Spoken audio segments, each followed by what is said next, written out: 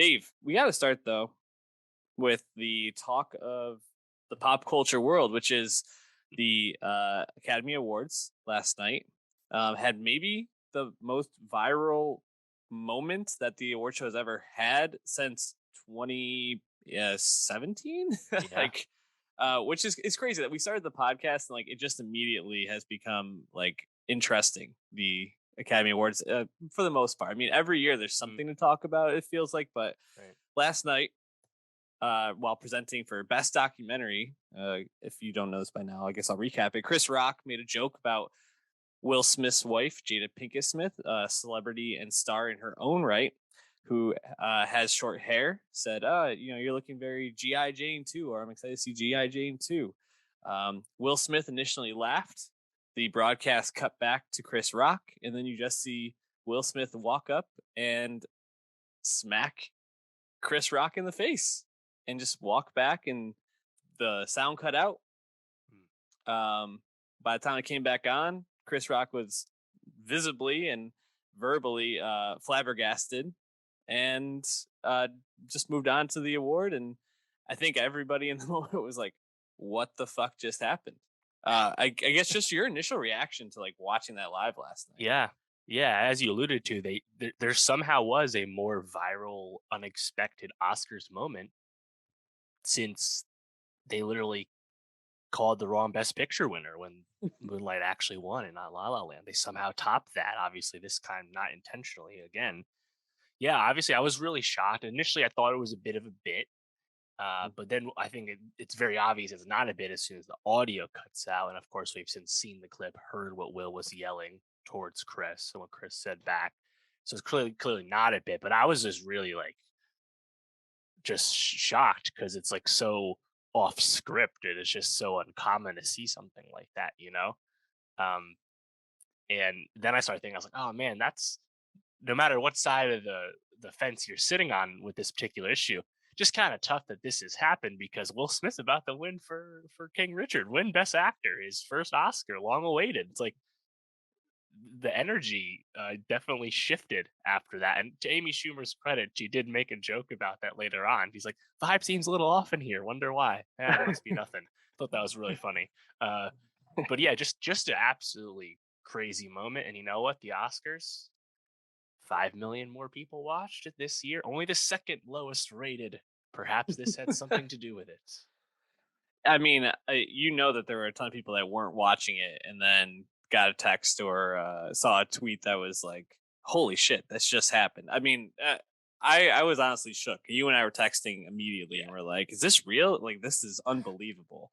Yeah, I mean, I think anytime you see any sort of violence while an award is being presented at an award show, it's like kind of mind boggling. But to have it be Will Smith is just like Yeah. you could never imagine something like that. And that's what's so crazy about it too is Will Smith is very controlling of his image, especially his career. Obviously, his personal life, his marriage is kind of out in the open at this point, but of many jokes, and perhaps that had something to do with him snapping. But Will is very controlling of his image, very selective in the roles he takes. His career is very specific to him and intentional. And this obviously is just a huge break from that temporarily. Obviously, we saw him consoling with Denzel and Tyler Perry. I think it was Bradley Cooper as well. And like, I think Will, honestly, given the circumstances, his speech when he did win for Best Actor, I thought he weaved it in a pretty solid way while still trying to get out the original speech he probably had in his head. He didn't exactly completely apologize. And I know that's not enough for some people, but I was actually kind of impressed how he's like, yeah, look, I became a crazy Richard Williams for a second. You gotta be careful. Denzel said the devil will get you. You know, I was like, honestly, decent save.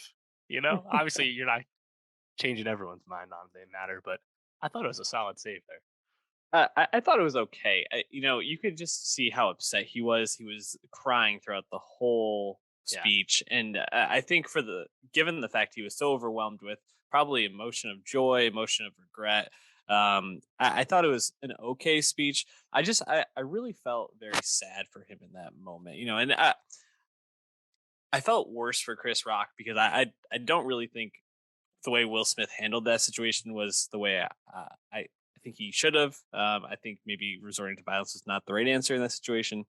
Um, but I felt sad for Will Smith because a man who has made so many movies, entertained people in so many different ways, truly like an icon and legend in the entertainment world, now in this like culminating moment is just like marred by this loss of control or this decision that it seemed like he regretted pretty quickly, and just really not what I wanted to see for him. But you know, just very I guess sad and disappointed that that happened to be how it went down. I don't think we need to belabor the point. You can read a lot of tweets and think pieces online about it, and I just hope that they're able to work things out, bury the Mm. hatchet, and that I hope this doesn't isn't something that follows him around moving forward. Yeah. On that note, he has a movie coming out in 2022 with Antoine Fuqua called Emancipation. If there's any date movement with that, then perhaps there would be some behind the scenes issues going on. But don't necessarily think too much of that is going to happen, especially if he probably comments on it in the short term. But yeah, What? anyway, the Oscars did happen. Awards were given out. Yeah, Uh, and what did you think Plenty of about the awards? controversy separate from Will Smith as well, as the Academy is and ABC is wont to do these days. So plenty of other things to discuss. Well, Dave, why don't we start with the broadcast? You mentioned Amy Schumer already. How did you feel like her, Wanda Sykes, and Regina Hall did? I thought they did okay. I think unfortunately a lot of the complaints with them as the host is kind of coming hand in hand with other changes to the broadcast that were controversially made, namely subtracting was it like 8 crafts categories from the actual broadcast, giving those awards out, having those speeches heard when the red carpet was still going on, cutting them together in a really awkward way on the actual broadcast for the viewer. That whole thing has rubbed a lot of people in the academy, a lot of film fans, a lot of people that make movies, everyone really, the wrong way. Just feel disrespectful. And when time is not allotted for something so simple like winning an award, but time is allotted for a sketch that may or may not land from one of those hosts, they're going to catch some grief. It's not necessarily their fault. It's more about that. I think the blame would lie with the producers. I did laugh at a lot of their stuff. Honestly, it wasn't like, it wasn't like Billy Crystal. It wasn't like something amazingly written or anything. But I was chuckling a fair amount. I thought when Schumer was kind of roasting stuff, when she was up there by herself in the beginning, I thought that was really funny. Like the bit about "Don't look up," as in the Academy must don't look up reviews for the movie. I thought that was like scorching, and Yeah. uh, to some people, though, that may be a little mean spirited to kind of belittle the movies that are up for awards. There, I don't know. I thought they were all right. Some of the bits can go on a little too long, but that's kind of the case for a lot of things lately. Yeah, I thought they were okay. I was a little disappointed that Regina Hall kind of just became reduced down to being like the single one on the broadcast, and had the bit about like, oh, all these like attractive male celebrities need to go get a COVID test because we didn't have their results. So they need to come Mm, backstage with her. I was like, Regina Hall is literally like one of the funniest people in Hollywood, and yeah, she's I felt great. like it was a bit reductive. Schumer was okay. I saw a few things online where like some of the jokes that she delivered may other people had posted on Twitter at one point. I mean, who knows if they were actually taken or not? I don't know, but um, that doesn't really matter. I don't think all of the bits really worked. Like there's that one where she came down. Schumer came down dressed as Spider Man, and at that point, I was like, we Yeah, just need to like move on. She need right. to like get to the awards, especially because they cut the awards out from broadcasting it live, but then just gave like 3 or 4 minutes to it anyway, and the broadcast ended up running long, Yeah, longer than even though you cut last it out. year. So what the hell happened here? I know. Uh, But I don't know. speaking to like the disrespectful notion of this kind of change, it came out that they post the speeches on the Academy's website when people win, and lo and behold, they only posted the edited speeches from the broadcast for those awards that got cut and went off in the beginning. They didn't actually post the entire speech. And in this particular case, that means like someone like Riz Ahmed, you get a brief moment of his speech winning. It's like just a Well, why completely. would you want more of him, Dave? If you're the Academy. And in this particular case, of course, Dune running it up, winning a bunch of awards. Only the most popular, widely seen movie of the Best Picture nominees. Maybe it'd be nice if people got to see that movie win. A lot of enthusiasm for that movie. So yeah, I'd say just Will Packer producing. He got to go. He ain't coming back next year because this was not the answer. You can't piss off the people that like the Oscars the most by trying to find imaginary people that don't watch the Oscars and trying to get them to watch. It's like focus on who you have because that's not what they did this year. Yeah, I have to say it was definitely a choice to have Timothy Chalamet and Zendaya there, and then just have them sitting in the crowd, but not present or do any sort of Yeah. anything in front of the camera intentionally. How about Wild. doing a Bond montage for the anniversary, which I totally support, and having many Bond film veterans in the audience, such as Javier Bardem, Judi Dench, Rami Malek, and have none of them announce this montage and instead going to people completely unrelated to that franchise and Tony Hawk, Shaun White, and Slater. Like, the fuck was that? Like, doesn't make any but sense. they found a way to one up it by doing a bizarre was a 50th anniversary or 60th anniversary tribute to The Godfather that was like Bad Boys themed, and then you had De Niro and Pacino there, right? But they just didn't with Coppola talk. They just didn't talk. What? That was like half a good idea. Absolutely celebrate that movie. People love that movie. Definitely. Have them there. That's awesome. But like that moment was kind of, I think, hurt by everything that just happened with Will Smith. That followed it. The energy was off at that point. But yeah. I mean, these are just like simple mistakes. They seem like, right. Like I just don't understand. And I think perhaps one of the most egregious things of all, you have Samuel L. Jackson winning an honorary Oscar the night before, Denzel Washington reading off all his charities about how Samuel L. is such a great guy, and Samuel L. Jackson only the highest grossing actor in history. You know what? People love him. People love Denzel. Why not have that on the main broadcast? That is a lot of value. Like, you can just cut a bit and do that. Like, I just don't understand like the basics just being so off this time around. It's just really annoying. Dave, we got enough Samuel L. when they did the 28th anniversary celebration of Pulp Fiction with Uma Thurman and John Travolta with him, which I thought was a weird choice as well. It's like the 28th anniversaries. Love to celebrate them, I suppose. I also just wanted to like shout out two other weird, I guess, like weird choices, stupid choices. First, you have the biggest song in the country. We don't talk about Bruno performing it live. Starts out awesome, and then all of a sudden in the middle we get the levitating with the baby remix of it, where Meg The Stallion, who sounded great, always love to see unheard remix to this point. This is new, but just comes out and then is like doing it basically an Oscars remix to the song that doesn't need a remix. Just like mind blowing choices. Also, that song obviously should have been the first song they played 100%. because it's the song the kids like. But no, it got played at 9:50 p.m. on the East Coast. Ridiculous. Again, and then basic stuff. All of the popular movie and the top 5 cheering moment. I mean, what did they expect? Just first of all, they didn't explain it. There was like anecdotal evidence from people in the room. They're like, "What the fuck was that?" It's not even like, "Oh, I don't know what Army of the Dead is." It's more like, "What the fuck is going on right now?" Like, so. But yeah, you get what you deserve. And you know what? Shout out the Snyder Hive. They won. For real. Good for them. I have to say, they actually really got me when they did the top 5 moments, though, because you start out with Neo dodging the bullets, and I'm like, oh, you know what? This is a great moment. And then it immediately devolves into Marvel and DC comic movie stuff. And you get the fucking like Speed Force moment as number 1. Hysterical. Just like, could not have picked a better moment. I didn't know that was like the Snyder Hive's like big moment. Too, no one did from the Snyder Cut. I did not know that was their go-to. Thought like Superman coming back or something. What do I know? Just imagine being like Dame Judi Dench and like watching the like screen, and you just see Yeah, the Army great of the show. Dead like king just like running to like jump onto the helicopter. She must have been like, "What is happening?"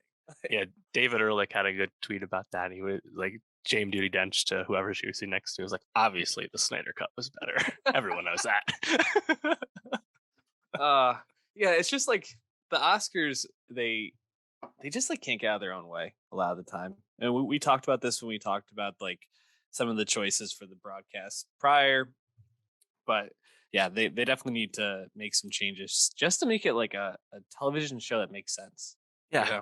celebrate movies, and people that like movies will hopefully like it. Just simple goals, man. Mhm. But they did give out the awards, and for the most part, it was very chalk. Almost all the favorites won.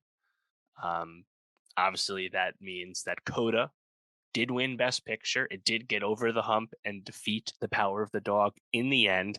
Seemed like the tide was going that way based off the PGA and WGA wins, but still an upset, and I think notable because this means Apple in 2 years and change has won Best Picture, something Netflix has still not yet done. Netflix, the makers or distributors of Roma and Marriage Story and The Irishman and Mank and The Power of the Dog, myriad Best Picture nominees, plus other stuff like Don't Look Up. Nope. Apple, one for one. Best Picture. Crazy. Yeah, and they have a really strong shot next year with Killers of Killers the of the Flower Flower Moon, Moon. Scorsese. So man, if they were to go back to back, it's got to be really tough. Netflix, Sean Fennessy of The Ringer tweeted out that their last three like big pick or best picture movies that were nominated for all the awards That's right. have been nominated 32 times in the last 3 years and have won three. So Yeah, Chicago 7 is the other one that didn't win much. Netflix bias, I don't know. Yeah. I think that, I guess what do we make of Coda as a best picture winner? It's not like your traditional one. Like you think about this in No. comparison to something like The Artist. I mean, maybe not the best comparison, but usually like the more artistic kind of like well-made movies, like even last year, Chloe Zhao winning. It's like So this is different. not that. Yeah. No. No, and some of the criticism of Coda would call it like a lifetime movie in the sense that it is simple. It is unambitious as a film. And I mean, yeah, it was I think of the 10, it was my second least favorite, I think, if I recall my list correctly. Like, not that I disliked the movie, I just liked everything else more. I think something has to do with just the campaign Apple managed to put together for this movie. It also was a really long tail. This becomes the first Sundance premiere movie to win Best Picture. That's pretty cool. Of course, this was an Apple acquisition out of Sundance. So that campaign just seemed to roll. But I mean, me and you, when we talked about the movie in August when it came out on Apple TV Plus, did not fucking think there was any prayer of this happening. But it's a wholesome movie, makes you feel good, makes you Mhm. cry. It has good performances. Obviously, Troy Kotzer winning, amazing speech. Yeah. It just makes people feel good. And Power of the Dog has you have a lot of admiration for it, but doesn't make you feel good. And if anything, you just kind of have respect for it more than anything. So it's kind of a kind of perfect juxtaposition, I guess, in that regard. Uh, yeah, it's kind of wild, but it's not something that would it doesn't anger me as a winner or anything like that. It's totally cool. Um, but yeah, I mean, if anything, I was like, it did not need to win screenplay as well. Like I Yeah, think it's the worst script it nominated in was. that category. That one's a tough beat, adapted screenplay. Yeah. Uh, Nevertheless, yeah, I mean, I there's really not a lot of like major beef I have with any of the winners, but Coda, yeah, I mean, it's not the most deserving winner, but it's not like the most offensive one either. Yeah, I think it just really speaks to like we had this I think coming out of the pandemic year where Yeah, um people were just looking for something to like feel good about, and there weren't a lot of movies in the top 10 that really made you like feel good, and Coda definitely did that. It highlighted, I think, something that the Academy is trying to get better at, which is being more inclusive and mm, recognizing people of all backgrounds and all abilities. So I think that it had a lot of different like check boxes, so to speak. And like you said, I think like the Troy Kotzer momentum. I think just overall, like the cast was very likable, so the campaign became very easy for them. There's a lot of factors that probably make this a unique win. I think we'll probably see something more in line with like a Power of the Dog next year, winning, but who knows? I mean, maybe there's a tide turning. I think there's going to be a lot of changes next year to the show and to Right. how things go. So I'm looking forward to that. Well, and just like you said, to the case of the tide turning, as we said when we did the Oscar predictions, the Academy is increasing. It is not as actor dominated; it is more international. A lot of change, a lot of turnover in a positive way. As a result, Coda's win, I said, is the first Sundance premiere. More importantly, Coda only had 3 Oscar nominations and it won Best Picture. That makes it the first winner with 3 or fewer since 1932, Grand Hotel, a film that was only nominated for Best Picture and won. Also, notably, Coda is the first winner that wasn't nominated for director or editing, something that also you'd have to go back decades to get to. So there's definitely a switch, a tide turning, and in general, I think the Academy is honoring good movies, better movies. Worst Person in the World getting multiple nominations, Drive My Car getting multiple nominations. Like they're doing well.